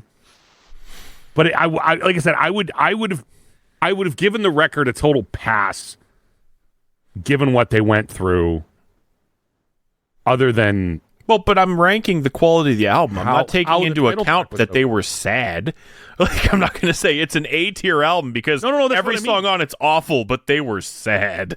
You know, like no. What I mean is, though, I could at least understand why it was bad. Yeah, well, where the title track was really good. I just don't. So it's just bad. I don't. I mean, I didn't like it 30 years ago, and I don't like it now. Yeah. It's not like I warmed up to it or I started hating it or. So I don't get it. The title track is so good. So I know the album that you did warm up to is The Ultimate Sin. Yeah, yeah. Well, and what I didn't like it as much at first, but what made me like it really was Randy Castillo, his drumming. And when I got the when I got his instructional drum video, it made me just listen to the record with a different set of ears is what happened. And then I ended up, absolutely like falling in love with it. But so for me, that would be A tier. It is his heaviest record. A tier. It's A tier, and again, it doesn't eclipse, in my opinion, his two classics, Diary and Blizzard. But it is, Blizzard. Well, but I will say this: songs like Killer of Giants. I'm going to go S tier on this record because it's that good. See, for me, it's got to be A. I'm going to go S tier on this one. Sorry. Go. Killer of Giants, Lightning Strikes is awesome. Secret Loser is cheesy as heck. You know why this album is A tier for me? Because you said it best. Every song on here is good, but it sounds like a product of its time. And that's not always a bad thing. But at the same time, I feel like, I don't know, there's, I hate to say it sounds dated, but again, like, I'm comparing these albums against each other. So when you when you have an iconic album like Blizzard of Oz, an iconic album like Diary of a Madman, where you say they're timeless, like you said, that album could be put on at any point in time and it's good, versus, like you said, you put on Ultimate Sin and you're like, wow, That's 80s. Now, I know some, 20-year-olds out there who are like, the 80s were so cool. Everything has to sound like the 80s, and that's why this is his best album, because it just sounds so 80s. But to me, I love every song on it, but it just doesn't eclipse. It doesn't eclipse the other two so far. And that's what it all boils down to. I cannot say The Ultimate Sin is as good as Diary and as good as Blizzard. I don't know. It's weird. The only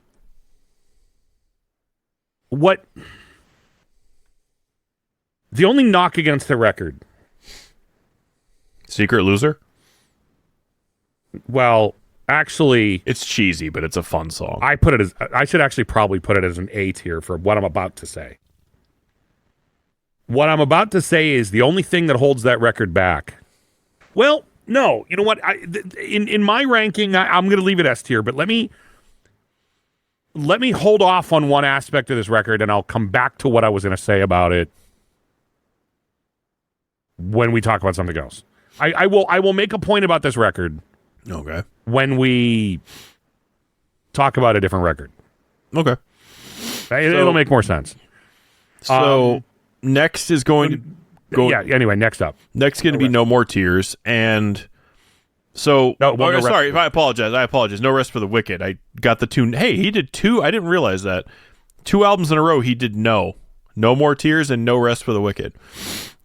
Totally, wow. Yeah. I don't know how I never noticed that. It just seems weird. Anyways, I rank that a B tier. And again, I'm comparing these albums against one another. So for me, it's going to be a B tier. I love every song on it, but I can't say that I like any song on this as much as I liked a lot of the songs on The Ultimate Sin. And again, I can't say that I like any songs on this as much as I like the 2 iconic first albums, and that's taking into account the strategic use of castles in the lyrics. Well, let me say this. Like, here's where I'm weird about this album too, because I love the album and it tends to be a go-to record for me, but it's also possibly a go-to record for me for not being as played out. I don't know. Which is surprising. It's possible that it's just because it's not as played out. Which is surprising because when I first met you, this was the album you always went to. I still love the record. No, I'm saying, but when you say I'm saying it's still my go-to album. No, but what I'm saying, though, is it surprises me to hear you say that it's played out, considering arguably I would assume this is the one you've listened to the most. It's also, maybe it's because I only hear anything off of it when I'm listening to it myself. That's honestly quite possible. Although the ultimate sin that I don't like, I pretty much never like. I mean, I hear songs off the first 2 records. Oh yeah, everywhere. I hear more so Blizzard. Yeah. You know what I mean? That's like the one album that you never hear. He doesn't play a lot of it live. I mean, it's kind of the. You're coming home. There's blood on your walls when Charlie and the family. I mean, I love that song. Calls. I mean, I would say that interestingly though, Ultimate Sin and I would say that Ultimate Sin and No Rest for the Wicked are the 2 most, I don't want to say forgotten about albums because they're not, but they're the ones that are more left behind. I mean, well, like I said, I was surprised to see how many people cited The Ultimate Sin as their favorite album this week. And I wonder if that's a product of just kind of that when you hear Ozzy, like even go to like Sirius XM or whatever, like if you hear Ozzy, you're hearing something off of Blizzard of Oz, The Ultimate Sin, and then you get to No More Tears, with the exception of the title track to Bark at the Moon. You don't. I mean, the only song off those records you pretty much would hear at all was Shot in the Dark, which, was a single, Yep. You know, it was the single. But I don't know, man. I mean, it's weird. It's just weird. It's just weird. So, I mean, I'm solid B on that. I mean, again, I like the album. It was one of the first Ozzy albums I ever bought because I love the song Bloodbath in Paradise. And to this day, I don't know why, to this day, whenever I think of Ozzy, I always think of Crazy Babies. That like vocal line. I don't know why. Well, and Miracle Man is such an iconic song. And you know great what? vocal I'm in that performance by weird Ozzy. category. I associate, when I think of Zakk Wylde playing guitar with Ozzy, I think of Miracle Man. I think that's his iconic solo for me. When I think of a Zakk Wylde solo, I think of Miracle Man. I just do. That's where I go. You don't think of the strategic use of castles? Well, I mean, I do, but that wasn't Zakk Wylde's strategic use of there wasn't a strategic use of castles in his solos. There was a strategic use of castles in the songs. So it's just a little different. Devil's daughter. I'm You're no watching different. you, watching you. So, okay, why don't we go on? And next, obviously, is No More Tears. Okay. And I got it. This is gonna be very predictable. I'm putting actually No More Tears S tier. And if you would have asked, if you would have asked me where do you rank No More Tears, and without thinking about it, I probably would have said, it's a solid A/B album. But then I actually looked at the track listing, and I looked at this, and I'm like, I love every single song on this album. I love every single song on this album. The album was crafted to be perfect. You could tell the album was crafted. I mean, it's got the power ballad. It's got the hard rocker with Mr. Tinker Train. It's got the iconic song with No More Tears, the title track. Zombie Stomp's awesome. Road to Nowhere, Desire. It's just the same old desire. Every single song on this album has a hook that will absolutely burrow into your head and not leave ever. So it's an S tier for me.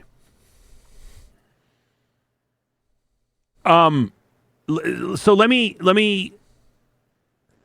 The reason I knocked Ultimate Sin down to A tier is because of this record, and let me tell you why. If someone wanted to get into Ozzy, I'm not handing them the Ultimate Sin. Oh, I can I interrupt you for 1 minute? I'm handing them this one. Where did you put No Rest for the Wicked? I don't think you said. Oh, I'm kind of with you. I've actually pretty much agreed with you across the board. Okay, I didn't. I think the only time I've disagreed with you is. I just put the first record down to a B only because A B, really? Wow. No, B, an A. Sorry. I was starting with A, not B. I only put the first record down to an A solely because I think it was eclipsed by Die Every Madman. Okay. Sorry, I didn't mean to interrupt you. I just wanted to make sure that we didn't forget. See, here's what's different. If I'm ranking my favorite albums, like if I'm ranking them in order of what I like best, it's a little different. When I'm putting them in tiers, I'm often thinking about them a little bit more broad than just which ones I happen to like. So the thing is, if someone says they want to listen to Ozzy, I mean, No More Tears is probably the record I'm handing them, and I'll tell you why. Because they might like Crazy Train. Now, I'm not talking some young kid who wants to start playing guitar. It's not what I'm talking about. I'm saying the average person, they probably know Crazy Train, and they probably know Mama, I'm Coming Home, but I'm going to give them the record that sounds like Mama, I'm Coming Home. Not the fact that it's ballads. But I'm thinking I'm going to grab them with No More Tears a lot more than I'm going to. I think it has the most mass appeal.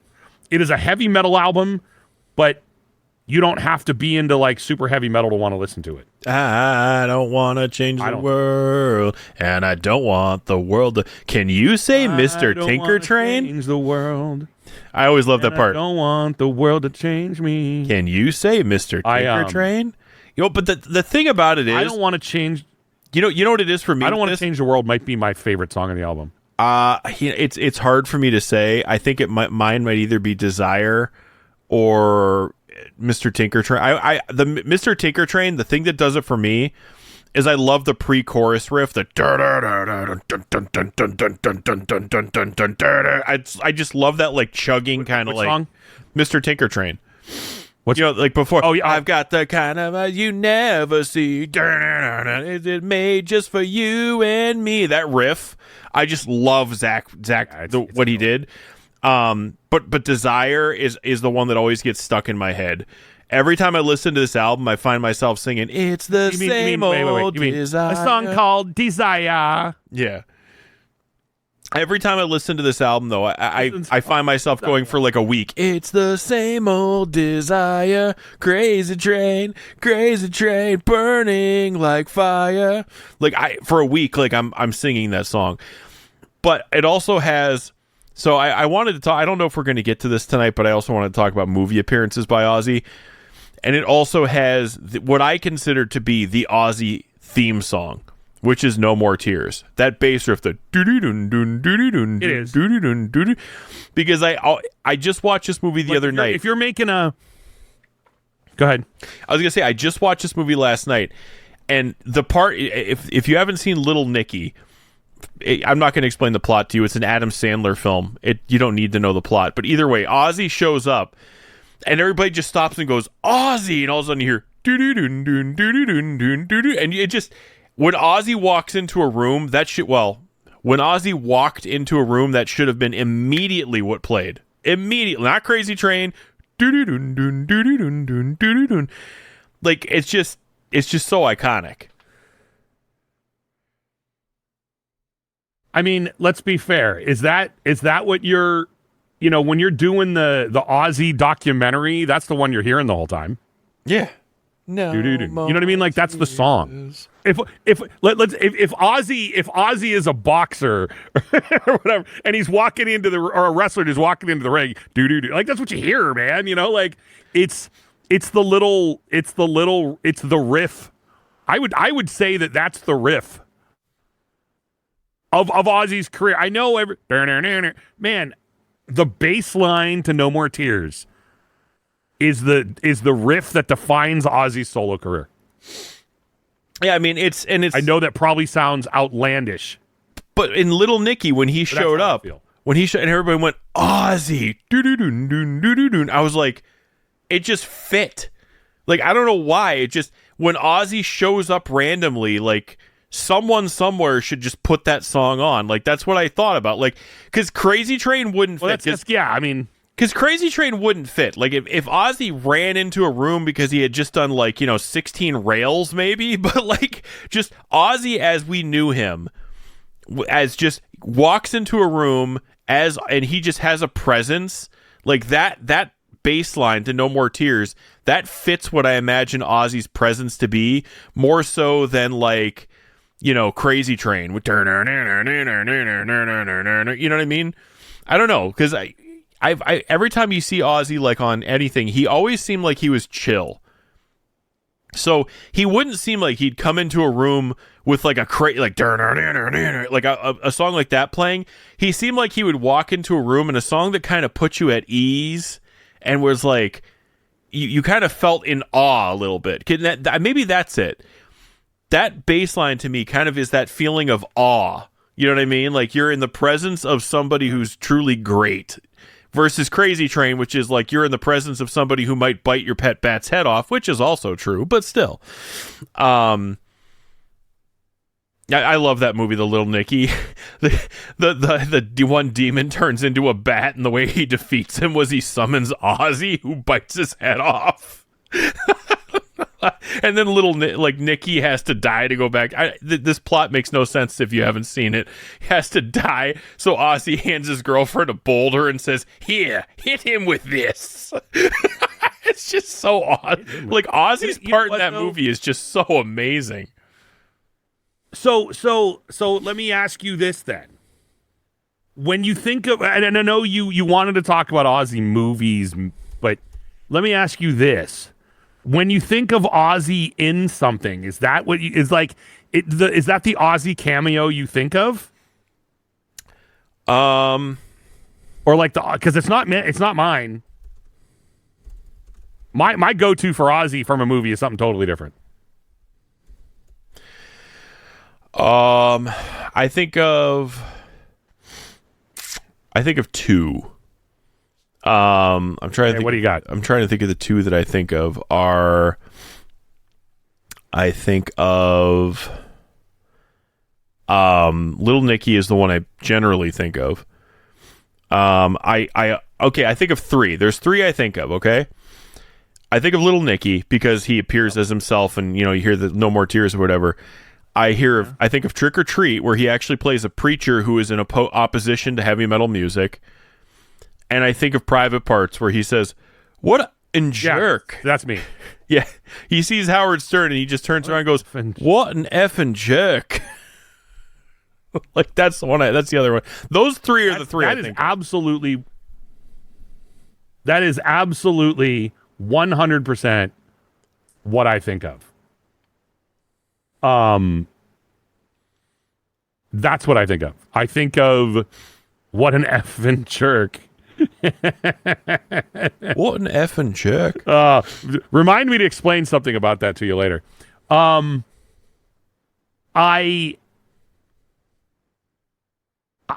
It's so weird. I don't know how many people associate Ozzy with that little scene that he's in Private Parts, but I certainly do. One of those weird things, man. I see a picture of Ozzy, and that's one of the random things that comes in my head. And if anybody listening to this doesn't know what I'm talking about, it's on YouTube, I'm sure. Go watch the movie. Yeah, go watch the movie Private Parts. Go watch it anyway. Forget about this. Just use this as an excuse to watch it. Because it's so good. It's a cool movie. So we're on to Osmosis. Now Osmosis has the cheat code for me. Because Osmosis is probably No More Tears I connect with because again, I remember when that album came out, my parents bought it, and I remember them driving around listening to that album. So I have a little bit of a core memory associated with that album. I have a little bit of a core memory associated with Iron Man by Black Sabbath. Of course, I always heard Crazy Train, everything else. Osmosis, I have core memories associated with it for a different reason. Because this is the album I think that came out in 1995 when we were going into high school. So this is the album I remember releasing. And I remember us all being obsessed with the Perry Mason video. Because the Perry, I can't even really explain it. You have to watch it. But there's this scene. Ozzy is there's multiple Ozzy's sitting in a theater. And during the chorus where he's going, Perry, he just starts shaking his fists. And we would just constantly look at one another and just go, Perry, and just start shaking our fists. So I have a core memory associated with this album. And I can't separate that from the album. So Osmosis is one of those albums where I'm going to rank it at an A because it is a good album and I feel like it deserves to be ranked at an A because I think it's got Thunder Underground's a favorite song. I Just Want You is a great song. Perry Mason's a great song. I feel like Zach did a great Tomorrow's decent. Old LA Tonight's decent, but I feel like Zach did a great job on the guitar tracks. It's a heavy album. This I think is one of his heaviest albums. But I can't separate those core memories, and it carries a lot of nostalgia. So when I rank these albums, I'm saying I'm ranking them as I like them, and I'm ranking them against one another. I can't help but put this in an A tier just because, and people may say, how are you ranking this equal to The Ultimate Sin and better than No Rest for the Wicked or whatever? I can't help it, but it's got to be A tier. Yeah, I'm gonna go A tier as well. Like, I mean, yeah, I can't separate it's those. Kind memories. of the.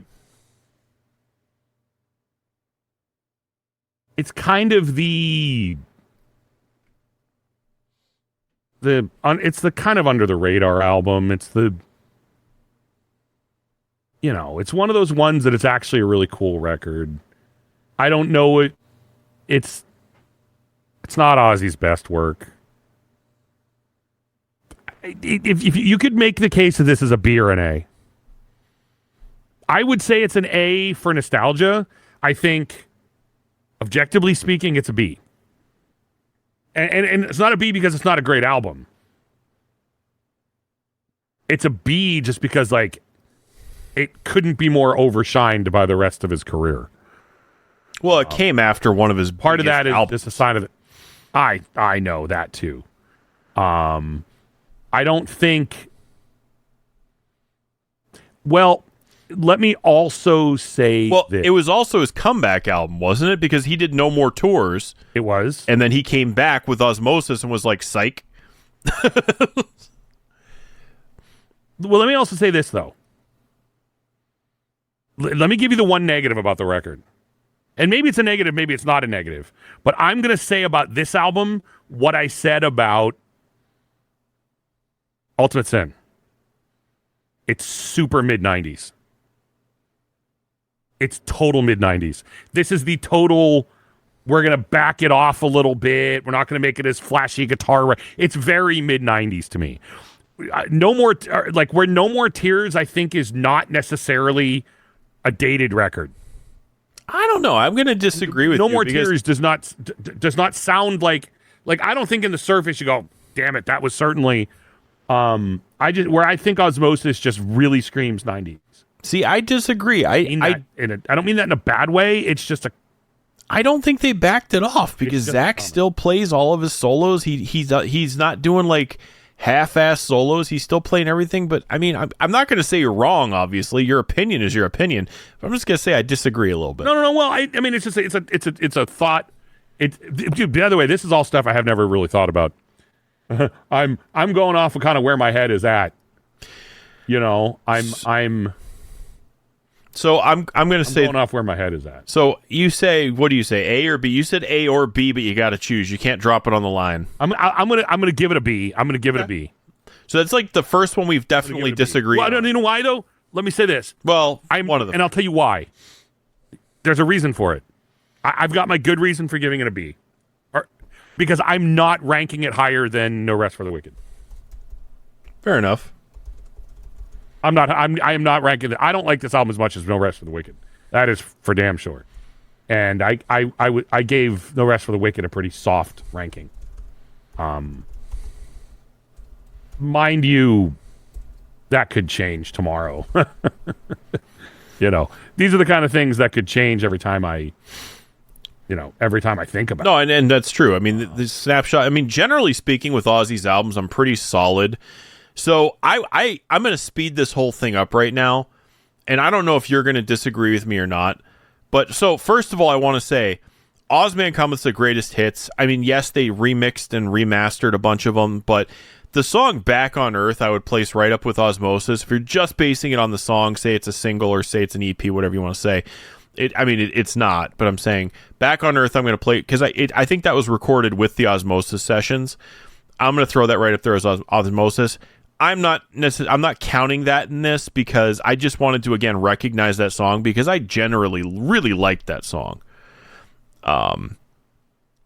So I'm going to speed this whole thing up and say every single album from Down to Earth all the way through Patient Number 9, I gave a C. And yeah, I can't really rank them because I can't tell you I've ever listened to any of the records in more than passing. So I will say this. I certainly haven't listened to them in a million years. I don't even have them in my iTunes. So I will say this. I don't have anything off Osmosis in my iTunes. Down to Earth, Gets Me Through, and Dreamer are good songs. The rest of everything he did, in my opinion, after Osmosis, I've listened to every album, I think, once. Maybe twice. And maybe, and again, I'm not saying these aren't good albums. If Black Rain is your favorite Ozzy album, cool. If Scream is your favorite Ozzy album, cool.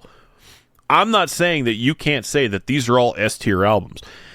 I'm just saying, for my money, I turn into the grumpy old man after Osmosis, where I'm like, all their best stuff was, Ozzy hasn't released Ozzy hasn't released a tremendous album since 1995.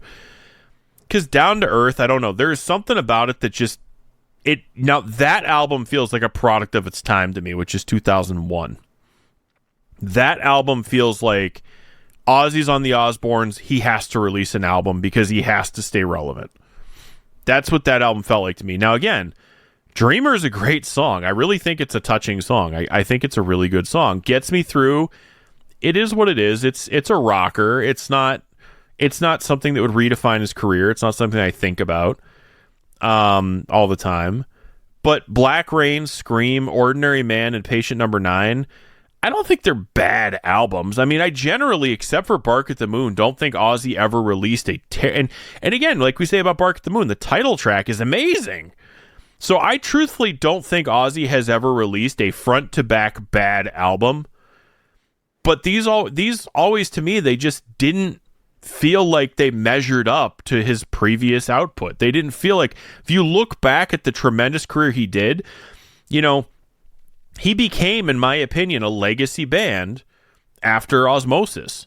I mean, there was a big gap between Osmosis and Down to Earth. Oh, yeah. It was like a 6 or 7 year gap. No, I mean, I 1,000 times agree with you. So I think he is an absolute legacy band at that point. I mean, Metallica is probably the only group that has managed to break that, or one of the few groups that has managed to break that in terms of, look, I could be wrong. Maybe this is my age where I'm a grumpy old man. I could totally be wrong in this. I don't know too many people who, go to, or who went, well, it's hard because he really didn't tour. But, for a lot of these, he didn't tour. But when Ozzy was touring and playing, I don't know a lot of people who went to see Ozzy and who were like, oh man, I really hope he plays Ordinary Man tonight. Now, there might be people who say, I really like that song and it'd be nice to hear it live. But if you told them, well, if he plays Ordinary Man, he's got to wipe Crazy Train off. Oh, well, no. Now, barring the people who are like, if I never hear Crazy Train again, I'll be happy. Like, you know what I'm saying, though? Like, well, he was going to play Diary of a Madman, but he'll do Ordinary Man instead. Whoa, wait, whoa. Let's not get crazy here. That's what I mean. Like, it's not that his stuff was bad. It's just that it was kind of like he felt like a guy who had a tremendous career who just kind of kept putting out albums because music was just what he loved to do. And when you've had a career where you've written iconic song after iconic song after iconic song, everything you put out is just kind of, after that, is just kind of like, where do we go from here? Like, AC/DC, the last album, Power Up, was amazing. Am I going to say it's better than Highway to Hell? Am I going to say it's better than Razor's Edge? Probably not. It's still a good album, but when I listen to AC/DC, it's also probably not my go-to. Yeah. So I rank them C because I'm like, they're the middle of the road. They're listenable, they're enjoyable, but they just don't measure up to his past output. They're not these like holy. It's not. It's not like Firepower. I was literally about to say it's not Firepower. It's not where you're like, holy crap, where did this come from? Right.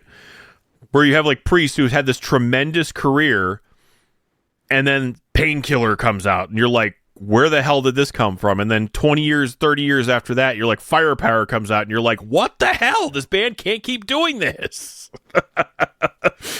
I think they're a legacy band, and they released this freaking banger that just rips my face off. Yeah, it's crazy. It's like, it's legit. It's legit crazy. I don't know. I mean, it's weird because, I mean, I really do like them all. Except for Bark of the Moon, up through Osmosis. Yeah. After that, it's not that, put a gun to my head, I'm going to tell you they're bad albums. Except for Bark of the Moon. Not ones that... Well, that's what I'm saying, other than Bark of the Moon. I'm not going to... I can't remember a time where I ever was sitting there and I said, I really feel like listening to Ozzy, and I think I think Ordinary Man or Scream are just the only things that are going to scratch that itch. You know what I mean? Like, yeah, they're the ones that you have the whole discography and you just decide not to turn it off. Right. I mean, to me, again, and there might be some 16-year-old kid who's sitting there right now saying Ordinary Man was the first Ozzy album I ever listened to, and it's the same thing we feel about Osmosis, where objectively it might rank a B or maybe even a C, but to us it's an A, you know? Or B in your case, but you know what I mean. Well, and we have both said on the show numerous times,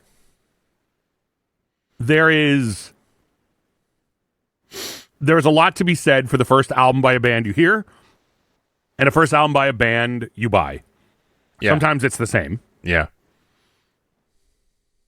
But they just do. They have a lot, you know, there's just something about it. You remember it.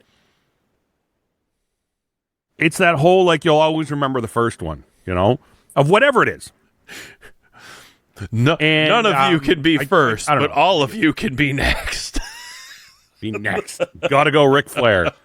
Gotta go Ric Flair on that one. That is such a Duff None of you quote. can be first, but...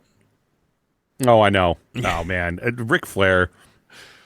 The no context Ric Flair memes, or whatever that is on Instagram, is just... I follow that religiously. It's just awesome. Yeah, none of you can be first, but all of you can be next. I mean, it's just funny, man. I mean, it's like, I can't help but that I look good, smell good, woo, can dance all night long. I love that. I can't help it that I look good, I smell good, woo, can dance all night long. I love that one. Man, it's just. I don't know how we got from Ozzy to Ric Flair, but okay. Well, they deserve each other. I don't know, man. All I got to say is, I am seriously about to crack my time that I've got to get out of here. Yeah, me too. So we should. We're gonna about cut this now. But I don't know, man. I know we didn't really go anywhere with it. I know we didn't necessarily. I don't know. Like, I don't know if we necessarily even hit the mark as to anything we wanted to talk about, other than just kind of, you know, talk about Ozzy. And someone that's this iconic and this important to both of us, we're not gonna, you know, we're not gonna have a prepared script about Ozzy. Yeah, I mean, like I said, I have core memories. I have core memories attached to Ozzy. Yeah. Like Oz, and I even said this on I can't remember if this is my personal account or the show account, but I said normally celebrity deaths, I'm like, yeah, I was a big fan of theirs, and it's a shame that they're gone. Like Ozzy actually, like, yeah, like it's amazing to me, and I'm one of millions of people who he impacted. Like I said, I've always tell the story that I told the story on our Instagram that, you know, I was homeless, I was playing with my toys, and Iron Man, I got a crappy cover of Iron Man came on. That introduced me to Black Sabbath, and it opened the door to, like, heavy metal, which, if I didn't have heavy metal in my life, I genuinely don't know where I would be if I was even here. Yeah. So, you know, even if Ozzy's only contribution to my life was having recorded Iron Man and turning me on to this music that has defined my life, it would be a tremendous. Yeah, I mean, seriously, that's me too. I'm like, if I think of Ozzy, like, without Ozzy and without heavy metal, like, imagine how different my life would be if I got laid in high school. It's hard to say, but I know listening to Ozzy kept that from ever happening. I mean, there was ironically, now listening to Ozzy, you could always go pick up all the chicks who are like, "Oh my god, I love Ozzy so much." I mean, there was a number of reasons I didn't get laid. You know, I'm creepy, and they probably just thought I was trying to get a look-see. Because you were. I'm horribly unattractive. You know, You were trying to get a there's a lot of there's a lot of reasons. You know, had I brought a girl back to my place, they would have gotten in my room and been like, "Holy crap! How do you have that many magazines, and how are they all porn?" You know what I mean? It wouldn't have. So, well, you have by the way, you have a leg up on, and this is funny. You have a leg up on me. I saw a chart today, and it was a whole bunch of women they surveyed, and they said, "What do you find least attractive in a guy?" And your interest, which we all know is the I got pictures of naked ladies. You know that was ranked like 10 spots below comic books. So you're doing better than me.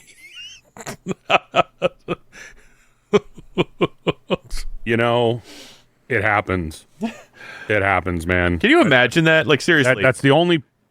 Can you imagine that? Like, what do you do? What do you do in your spare time? Oh, I read lots of filthy magazines. Okay, but you don't read Spider-Man, right? No. Okay, we can work with this. like, come on. You know what the difference seriously? is? Seriously? I will help you out, though. Comic books ranked where they rank, regardless of the comic books you read.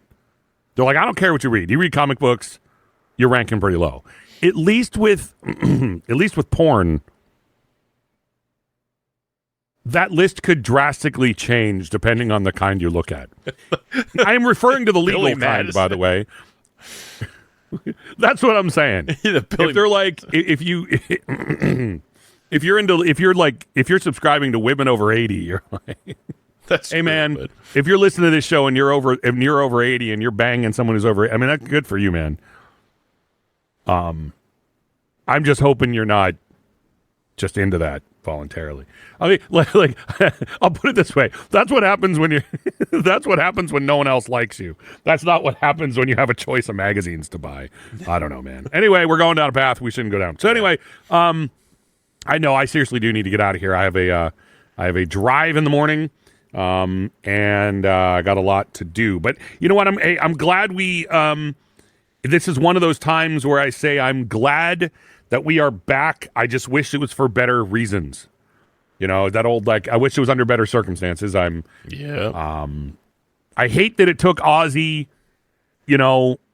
I said croaking a few times. I don't know why I use that term, but I hate that, Ozzy had to croak to bring the show back, but I don't know. It's just what happened. So anyway, it is about time we get out of here. I need to go. But anyway, the show is back. I'm going to assume we're going to be back to recording every week. But as usual, we don't make any promises. Right. I will say, like, we, as we said when we rebooted the show a while back, we will attempt to record every week. We might miss a week here and there because we have lives, but we will do our best. Oh yeah, totally. Absolutely. We'll do what we can. I don't know what's going to go on, but hopefully we'll be here soon. So anyway, it is time that we get out of here. We want to thank you for listening. Let you know that we are still here. We are back. Go ahead and subscribe, and you'll get the episodes for free as usual. So thank you very much for listening. My name is Duff. My name is Rex. And we'll see you next week, hopefully, on another episode of the Heavy Metal Hangover. Congratulations for actually making it all the way through this episode of the Heavy Metal Hangover. With your beer-guzzling, head-banging hosts, Rex and Duff.